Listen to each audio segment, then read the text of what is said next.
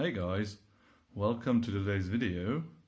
Today we are looking at my computer, since many of you requested a build update kind of vlog explanation video, because I've got this system right here and it's power packed with a Ryzen 1700X running at 3.95 GHz, 16 GB of RAM running at 3200 MHz, and two RX Vega 8 GB liquid editions, as well with a 1600 watt gold power supply.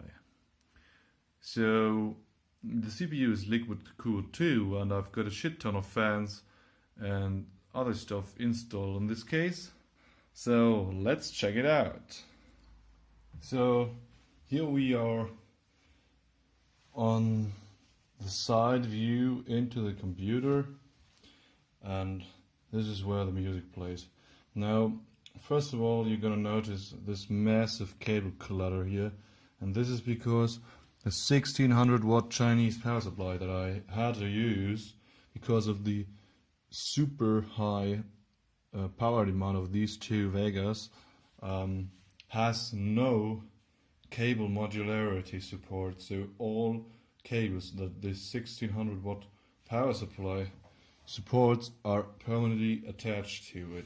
So that's why I have a couple of 8 pins down here and a couple of extra Molex connectors here, as well as 4 8 pins in connected into the graphics cards. And here you can see the 24 pin which comes from the cable management compartment from the back. So down here we have the 120 fan. You can barely see it right now on camera. I'll try to zoom in a bit. There you can see it. The sticker, the round thing in the middle now. That's the fan basically. Here we have the USB 3.1 connector, by the way, next to the 24 pin from the ATX, which I cannot use in the Fractal Design S because it does not support that standard. So this is the Arctic Liquid Freezer 240, which comes with 4 fans. So 2 are here in the top, which can't be seen right now. And there's the radiator and another 2 120. I think these are the Arctic F12 fans. And then we have the bottom Vega, which has its tubes routed here. So this is the radiator, the 120 radiator of the bottom Vega.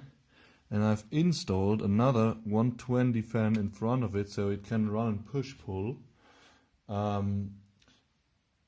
So it runs a little bit cooler, because in the front here we have another dust filter from top to bottom, which hinders the airflow a little bit. So that's why I've installed another fan, so the airflow for the bottom Vega is not too slow.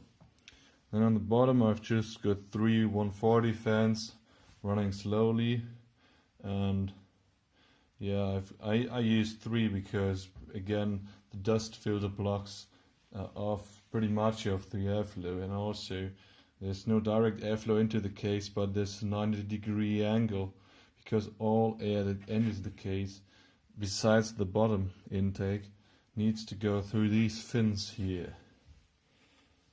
Yeah, and then on the top here there's the radiator from the top Vega, which is exhausting and is also a push-pull configuration with the secondary fan, which is pulling or running at full speed all the time. I like it that way. So the main fan, which can hardly be replaced because it's zip tied and integrated to the card, doesn't have to spin so fast to get the same target temperature. Yeah. Here you can see there's the pump and the Arctic logo as well. Here are my two sticks of Corsair DDR4 16 gigabytes of RAM in total, so it's two sticks, each has 8 gigabytes, running at 3200 megahertz. Now, you couldn't show that off like this really. I had a different power supply, but it was too weak. It was a 1200 watt Platinum Seasonic, and I tried a different Taiwanese one and they were too weak.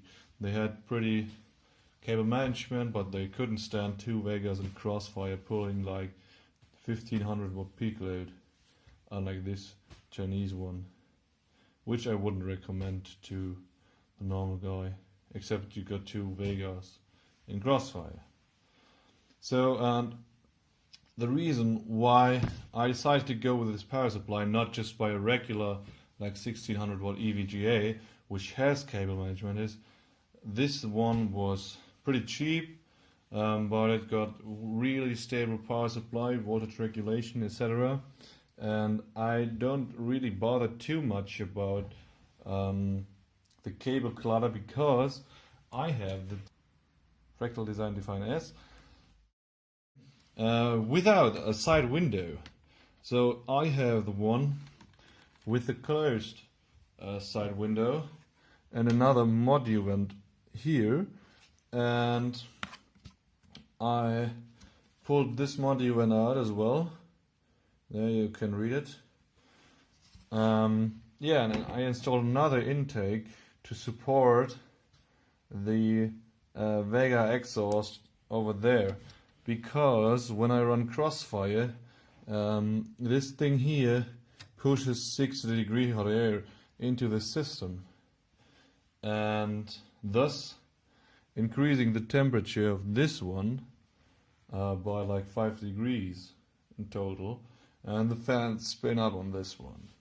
So that's why I used one of the included Fractal Design fans, the 140 ones, put a grill on it so the cable clutter doesn't get into the fan blades. And then I also bought a optional dust filter.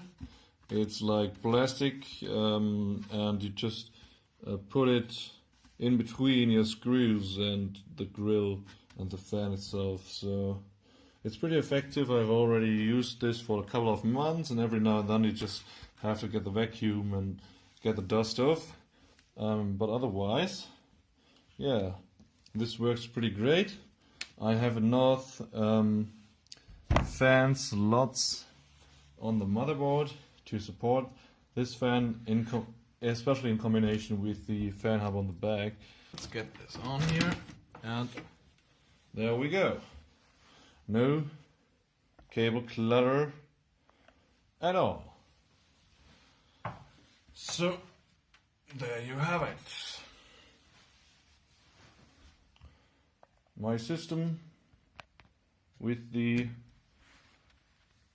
Fractal Design Define S, looking pretty sleek in my opinion. I hope you think so too. The front panel I/O, so here we've got two 3.0 USB 3 ports. These are all, I don't have any more. Reset button, power button, mic and headphone jack, although there's some error in this particular case. I think it's a fabrication error, so these two are switched around in this case, no pun intended. So here we are at the bottom of the PC. We've got a 120 intake here, the power supply intake here, as well as 4 rubber stands and a small air intake for the front fans. And now we can also put back the dust filter that I just vacuumed a little bit, and there we go. As you might have also noticed, these 3 panels laid in the back, that's one module vent Wait. Here now you can read it. These are the multi-event panels, and there are 3 of them. And basically, this is how it works. You can get rid of each of those panels here. And what I've done is I've mounted the radiator here, as you know, in the front. So this is here still the back. So the 240 radiator in the front, and then just another 140 exhaust right here. So yeah, here's the back of the PC.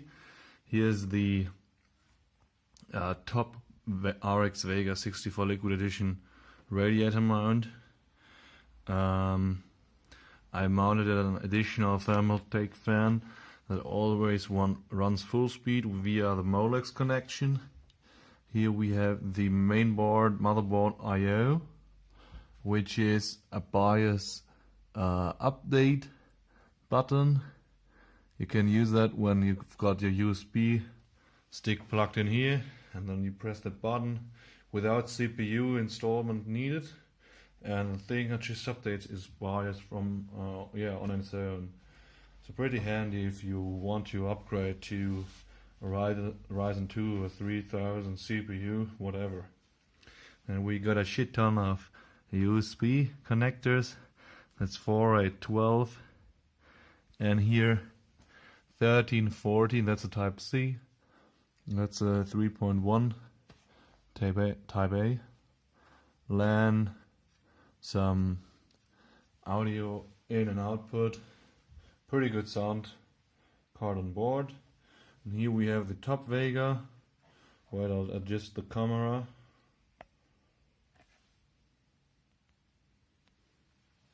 Here we have the top Vega and the bottom Vega GPU. That's how this looks. And right on the bottom, the PSU, which soaks in air from below through this bottom air filter.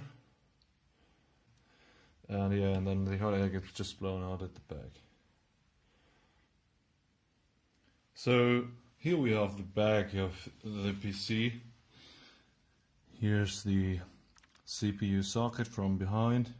Here's my Samsung 840 EVO 1TB. Here goes the CPU power connection to the top. The power supply sadly only has an 8-pin and not the additional 4-pin. That's why I have only one cord here. There's my fan hub connected via Molex, and then it has 6 3-pin fan plugs. And here are my 2 hard drives located, a 4TB HST and as well as a 1TB backup drive. As you can see, I've tried to cable manage as much as I could of the cable clutter and zip tie it down. This doesn't look too fine, but I mean, at the end of the day, we have the panel shut anyways. So there you go. Oh, sorry for the focus. So yeah, there you go. And of course we have those screws here that cannot get lost because they cannot fall apart from the side panel.